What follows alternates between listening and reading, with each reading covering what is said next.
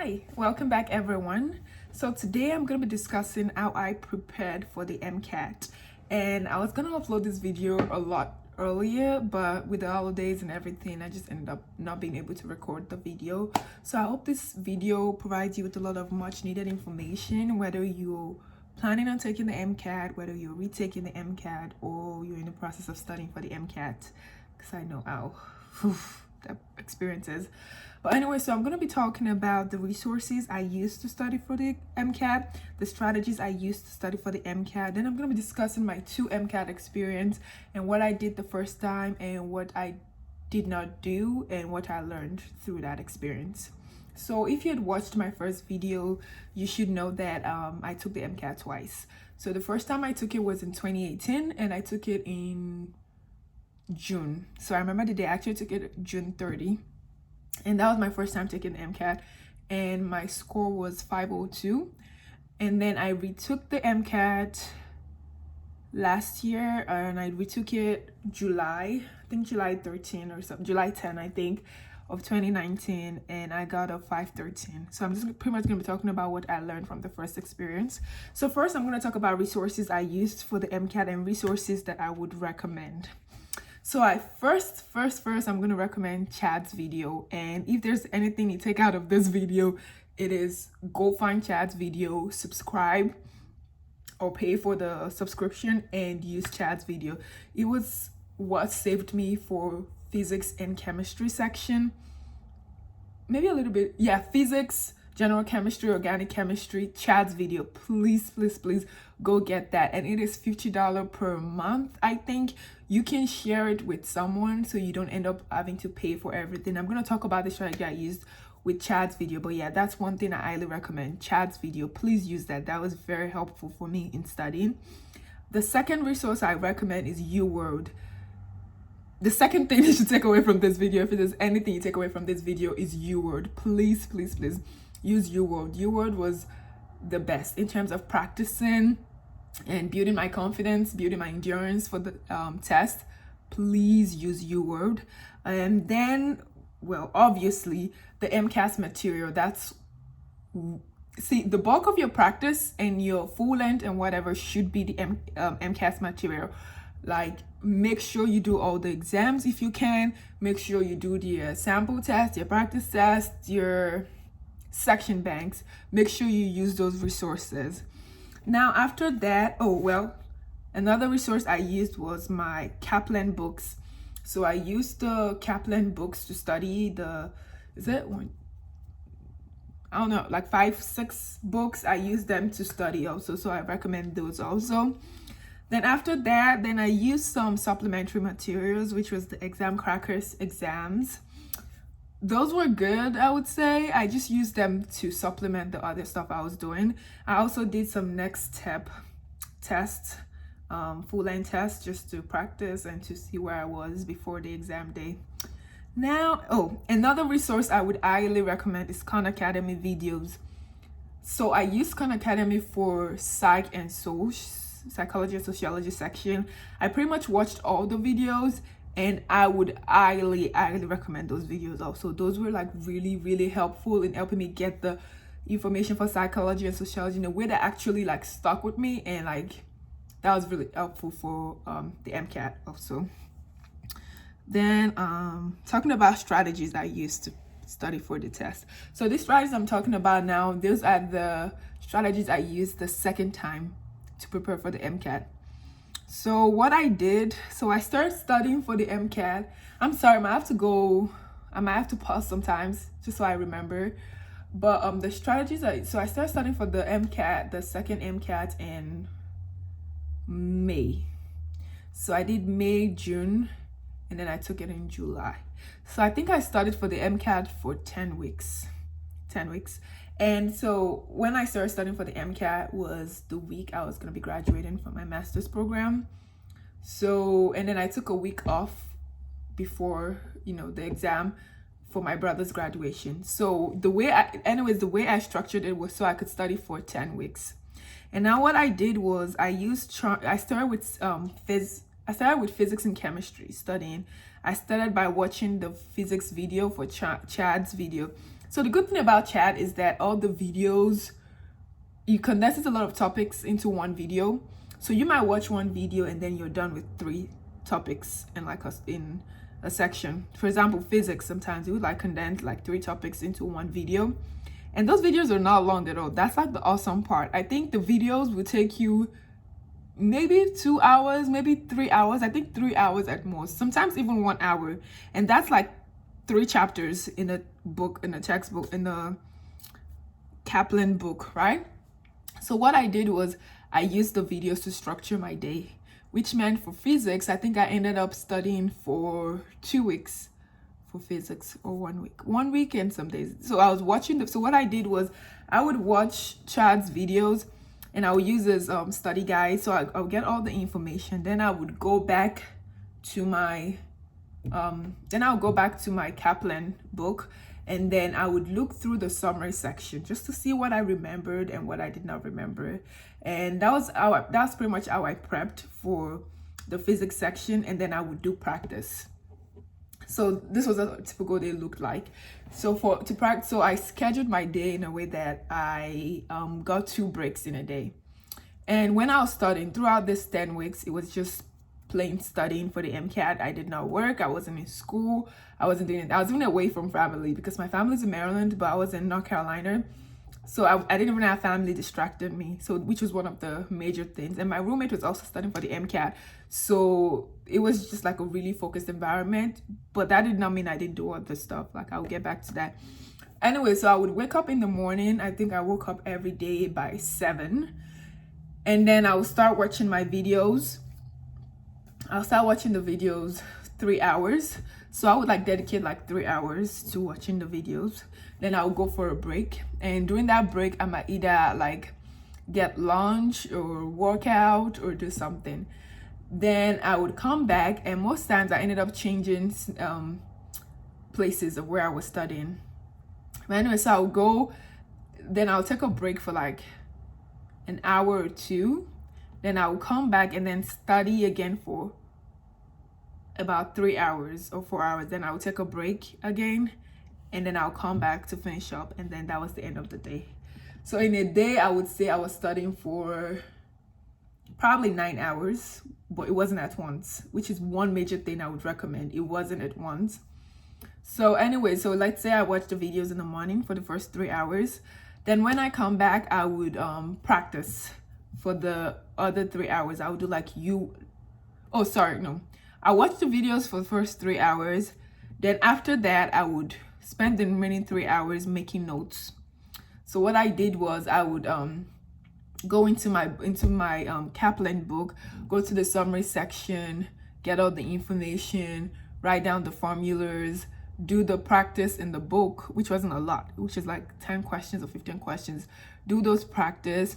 Then I'll also do the practice in Chad's website, on Chad's website. So those were ways I practiced, but that wasn't like my intense practicing, if that made sense. So that was how I practiced. Then in the evening, so that's what I did in the evening to practice. So pretty much watch the videos in the morning, then in the afternoon I read through, write the formulas, and then in the evening I do practice. So that's what I did that was the strategy I did for physics. So I finished physics within a week, 2 weeks. Then I finished Gen Chem also. I think Gen Chem was 1 week. Organic chemistry also 1 week. So chemistry in total took me about 2-3 weeks also. I think more like 3 weeks. So that's like, let's say 5 weeks gone from the time I had to prepare for the MCAT. And then after I did that, for biology biochem, I did not really do like any like sit down. Not like I did sit down and study, but I did not like watch videos for biochem. Neither did I like read through my textbook for biochem. Now the reason I did that for biochem was because I was just finishing up my master's program, which is in biomedical science. And the good thing about the master's program is that everything I was learning, well, most of what I was learning during my master's was stuff I would get in the MCAT, right? But it was more advanced.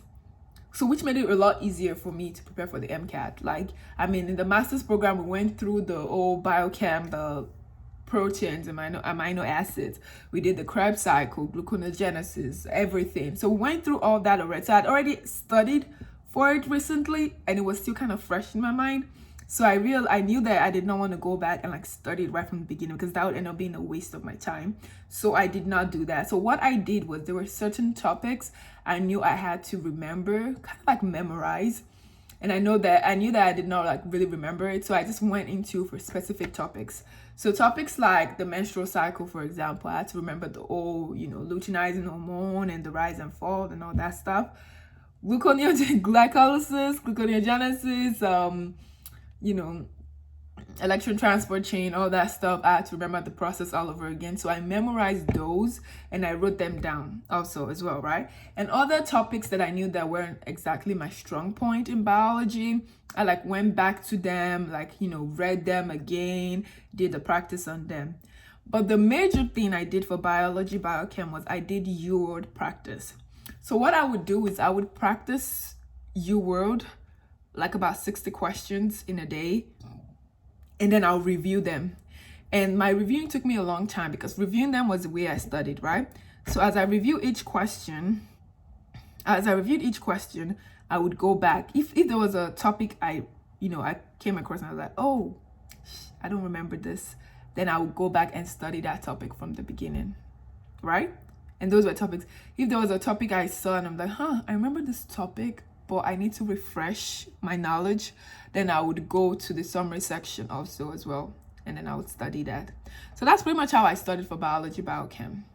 So that's a little bit unusual, like I said, but the only reason why I did that, and I did not like, designate like a long amount of time for biology, biochem, was because I was just graduating with a biomed degree, and I pretty much had done most of the stuff, which is really, really helpful in terms of like studying for the MCAT.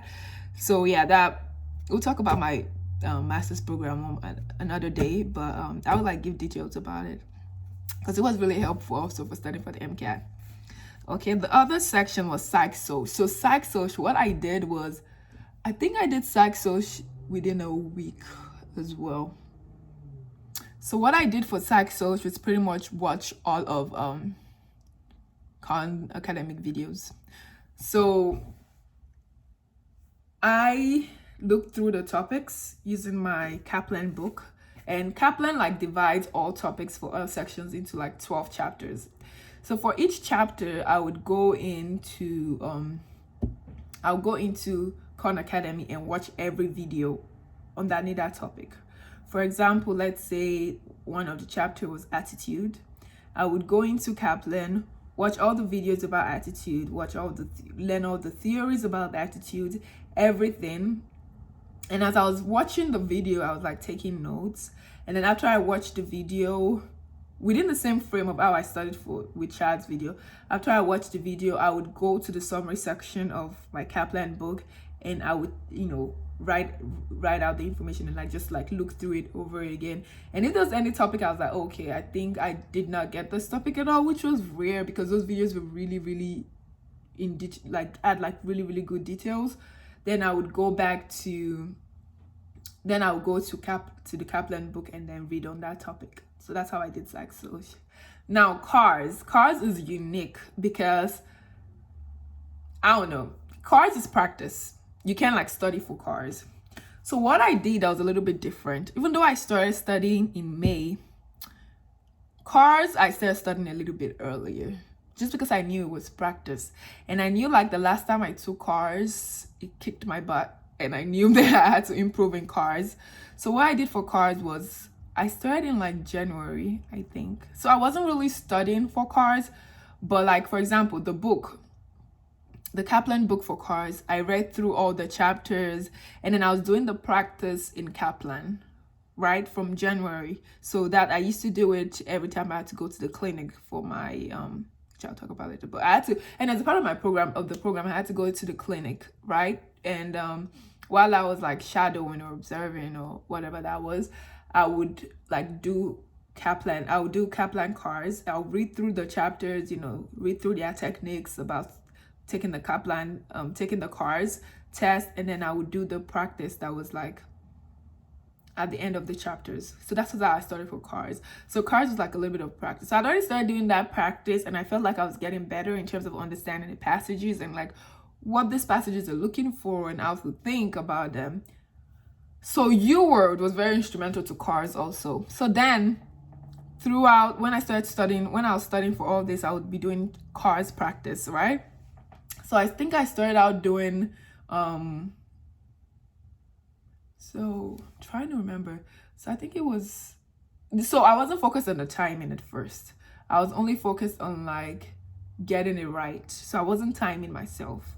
So I would like read the passages and then answer the question. Then I would see, oh, what did I get right? What did I get wrong? This is how to think about it. This is how to think about it, which is how I did cars. And then I started like, increasing the amount of passages I did per day, increase it to like 2 passages, increase it to like 3 passages. The thing that which I had done for cars was start out practicing with time. Because that's what I realized, like towards when I was about to take the exam, I realized I did not do like correctly, or I should have done better. Because then I realized that I had to think faster with the time, and that kind of affected, because I was already getting on like this groove of like getting the answers right. But then when the time pressure stepped in, I would like freak out, and I wouldn't read the passages, I wouldn't read the questions well, and I ended up falling behind a little bit. But I was able to like compensate for that, because then I started practicing with time before the exam, and I was fairly confident going into the exam. So with the way cards was set up, I felt like I couldn't be like 100% like, oh yeah, I got this cards, I'm gonna go in and finish the game. I was still a little bit scared about cards, but it ended up going okay. So which means what I did worked, I think. So anyways, I'm not sure if what I said made sense, but what I would advise is to practice as much as you want to practice.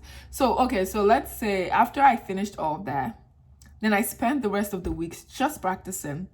And I did actually, for this, when I took the second one, I didn't do a lot of full length actually, because the first time I took the MCAT, I was burnt out from practice exams, which was terrible, and I would not recommend it.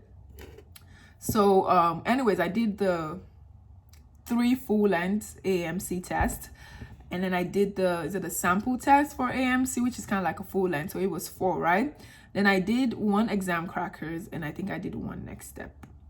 So let's say in total I did like 6 practice, but in terms of like full length type exam, I did like about 5 full length, like timing it, make sure it's like the same as exam days, simulating the environment. I did about 5 full length practice.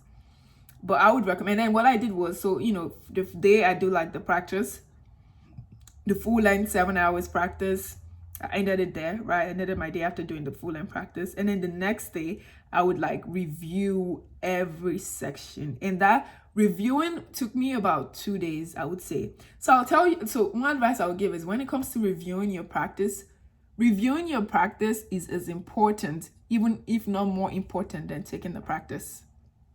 Because you can take as much practice exam as you want. If you're not reviewing the practice and you're not reviewing what you did wrong under the stimulated conditions, you're doing yourself a big disservice, and you're pretty much wasting your time just taking the practice test. So I would recommend making sure you review your practice. So that's pretty much what I did. Now I'm just gonna go to the do nots, and then the do nots I would frame in terms of when I took my first MCAT exam. So I'll start out by saying I did not regret taking the exam twice. I mean, yes, I would have loved to take it once and I had a wonderful score and then move on with my life, but it wasn't like that. Before taking my first exam, I was like really scared and really nervous, and I didn't know what to expect, and I was just like really, really anxious about it. So I'm happy that I took it the first time, because when I was going in for the second time, I kind of already knew what I was expecting, if that makes sense. So I was a lot calmer. I was a lot like, I would say calmer. Like I had like more peace of mind, like going in to take the exam the second time than I would have if that was the first time I was taking it, if that makes sense. Anyway, so I'll say if I would do not focus on content and ignore review. What does that mean? Don't focus on like reading every book and memorizing every pathway, memorizing every little tiny details, or focus so much on what you don't understand that you neglect practice, that you neglect reviewing your practice. Do not do that. And that's what I did during my first MCAT exam, studying for my first MCAT exam. So my first MCAT exam, I took it, like I said, I took it in June 30, but I started studying I think I started studying in January, right? Or even before that. But what I was doing wasn't real like intense studying, right? I think I started with chemistry. I would like do one chapter per week, read through it, remember stuff. I'm like, oh, okay, so this is, stoichiometry. Okay, gotcha. Get the information. So I was like studying. So let's say I started in January. I pretty much did 4 weeks for each section. But I meant like chemistry, January, physics, February, general chemistry, organic chemistry, March, psychology and sociology, April, what else? Yeah, so that's pretty much what I did, right? But the intense studying did not start until June. I think June was when I started my intense studying. And during this time while I was studying on this content, I wasn't really practicing.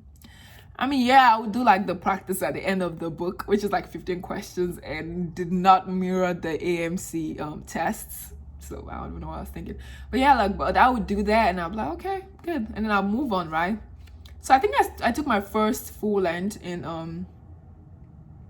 I took it in June. I took my first full length in May, I think. So my score wasn't that good, but then I took it the second time. It improved by 1 point. It improved by the third point. And by that time, it was getting closer to June. So I started to panic, right?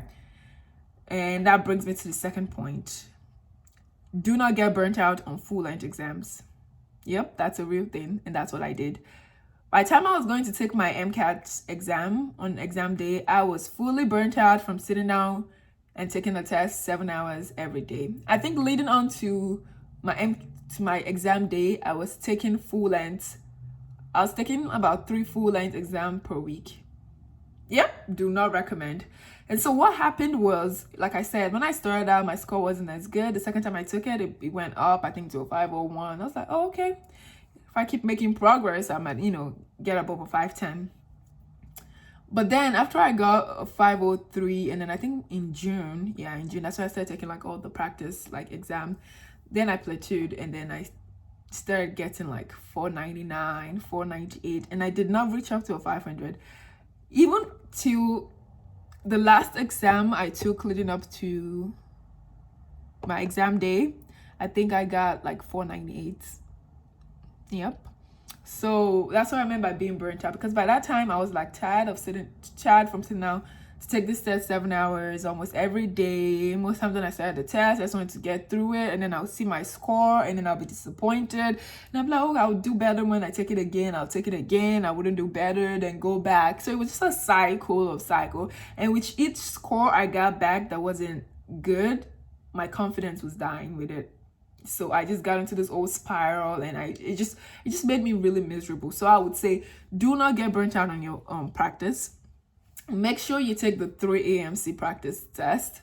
Those are really important. And then maybe take 3 more full-length practice tests. Even that is a lot, honestly. Just like make sure you space it out. And that's not to say do not practice. Like I said, practice. But that's when I recommend U-word type of practice. You can U-word practice. You can practice with 60 questions on a day with a specific section. And that was very useful to me. Rather than like doing the 7 hours practice twice a week or 3 times a week. That just wasn't useful. So I would suggest schedule your full length to like maybe, okay, the first full length was after you finish your content to see where you are at, and then you do a lot of U-word practice, and then you take the second full length, and that kind of shows you where you are and like improvement and stuff like that. So I do not recommend, at least that'll be a week like interval between your full length. Do not get burnt out, and do not forget to practice. Like I said, if there's anything you get out of this video, it is practice. That's what I did not do my first MCAT. I did not practice. Well, until like the month of the exam when I started taking like ridiculously amount of full length, which wasn't helpful. I wasn't practicing. I was like focusing on the content. I was like memorizing stuff, and you know, I wasn't practicing. Practice is important because at a point you have to figure out the best way you take the test, right? So for me, like when you're taking the test, when you're practicing a lot, you kind of get used to the question style. You get used to reading those passages. Number one, you get used to reading those passages. You figure out what your style is. Okay, do I learn best by reading the passage first and then looking at the question? Or do I learn best by looking at the question first and then going to the passage? And mine was the former. So stuff like that you learn. And then you learn different techniques, especially for cars. Cars, practice. Make sure you practice. That's the only way you can get through cars, because that's when you know, with time and everything, you get better. And make sure you take time off to relax. So like I was telling about my schedule, it was really structured, but with the structure meant that I got 1 day off every week. And that day off, I would like do whatever I wanted. I might go to the movies to watch a movie, you know. And like with the day off, one advice someone gave me that I would also share, and like I highly recommend, is do not take the time off to sleep. On the day of your time off or your day off, make sure you wake up at the same time you would wake up if you were studying. So that's what I did. So I would like wake up, but then I would like do other stuff, you know, go work out, you know, clean my room or clean places, go to the movies and watch a movie, or hang out with friends, or do something. Just do something that wasn't studying, and then take your mind off studying totally for that day off. So for me, that was important because it kind of gave me like a balance, and it also gave me something to look forward to each day, like when I was studying. So I was like, okay, you know, I can get through this day because, you know, my day off is on Friday. I think it was mostly on Friday, so I was taking Fridays off. So yeah, I would recommend like making sure you take time to relax. Make sure you're not just like, oh, pummeling through, because that's another way you can like get burnt out easily. So yeah, that's the advice I have. I might do another follow-up video just to like discuss in details and maybe like show some resources or something, just give you an example of what I was talking about, or like draw out a schedule. But I just wanted to like take time to go through this topic and just, you know, let you all know what I did to improve my score from a 502 to a 513. So yeah, and I feel like that was a really I don't know how to put it. That was a good point in my application also, because most of my interviewers wanted to find out, oh, so what did you do differently, and how did you study differently? It makes for like interesting conversation when you like tell an interviewer that, oh, you know, I did this and then I did this and then I got the score. So yeah, so it's really important, I think. But yeah, these are the resources I use, these are the tips I use, these are the strategies I use to study. If anything wasn't clear in this video, just leave a comment and I would reply or clarify any issues. If you have any questions, just leave a comment below also. And if there's any video that you would also like to see, and any topic you'd like me to discuss or touch on, also leave a comment below. I always read the comments. And if you found this video helpful or interesting, also let me know in the comment below. And please don't forget to give this video a thumbs up.